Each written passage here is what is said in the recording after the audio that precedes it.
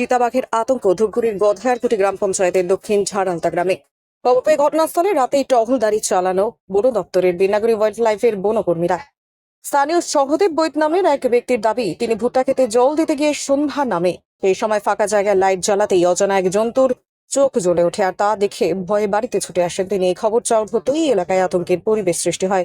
লাইটের আলোয় চোখ জ্বলে ওঠা জন্তুটি চিতাবাঘ, এমনটাই দাবি তাদের। ভুট্টা খেতে জল দিতে গেছি, যা রাত্রি হয়ে গেছে, তো দিতে দিতে তারপর ওদিকে একটু ফাঁকা জায়গায় লাইট মারছি এইভাবে। তো ওই যে চোখের মধ্যে লাইট পড়তে গেলে আলো দেখছি, লাইটের মতো জ্বলছে, ওই নিয়ে দেখে আমি চলে আসছি ভাই। তাই সাথে দেখে বললাম, তারপর বলার পরে এখন সবাই দাদা টাদা ওরা সবাই দেখতেছে, লাইট মেরে ওরা দেখলো দূরের থেকেই।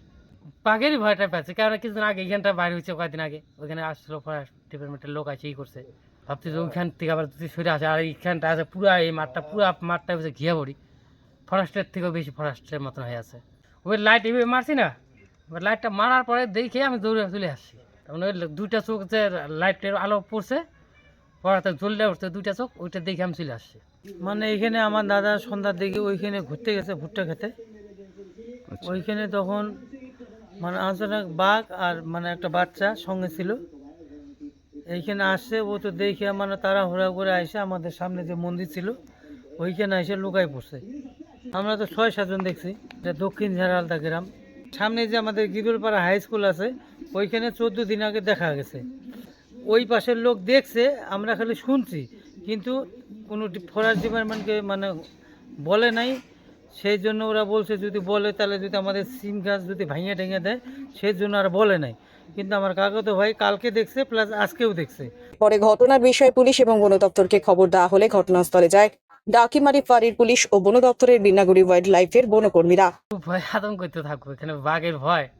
ফরেস্ট ডিপার্টমেন্টের লোক আসে, তারপরে ফরেস্ট ডিপার্টমেন্টকে ফোন করা হয়েছে, থানায় ফোন করা হয়েছে ডাকুমারি, ওইখান থেকে লোক আসলো। ওয়াইল্ড লাইফের বনকর্মীরা রাতেই ওই ঘটনাস্থল খতিয়ে দেখেন, যদিও সেখানে চিতাবাঘের উপস্থিতির কোনো চিহ্ন পাওয়া যায়নি বলে খবর। তবে গ্রামবাসীদের সচেতন ও সাবধানতা অবলম্বন করার কথা জানান বনকর্মীরা। পাশাপাশি গ্রামবাসীরা প্রয়োজন মনে করলে তাদের আবেদনের ভিত্তিতে এলাকায় ট্র্যাপ ক্যামেরা বা খাঁচা বসাবে বন দপ্তর। আচ্ছা দেখবো, এই ঠিক করে গেল, লাইট টাইট মেরে দিয়ে গেলো, তারপর বলে গেল যে খাঁচার ব্যবস্থা করবে। হ্যাঁ ট্যাপ ক্যামেরার কথা বলছে। এখন যদি আনেও গেলে তাহলে তো ভালোই আর কি। বোনরা বললো তো কোনো পায়ে সাপ ঠাপ নাই। আমি বললাম রাত্রির করে দুবা ঘাস জমির মধ্যে হলে তো একটা ছিল। এটা দক্ষিণ ঝাড়ালতা সহদেব বৈদ্য। খোঁজাখুঁজি করলো, এখন তো কিছু পাইলো না। বললো যদি সেই রকম ব্যবস্থা নেওয়া হয়, আমরা সিসিটিভি ক্যামেরা বা খাঁচা এই রকম ব্যবস্থা করব, এই কথা বলে এখন চলে গেল। আমার নাম গোকুল বৈদ্য।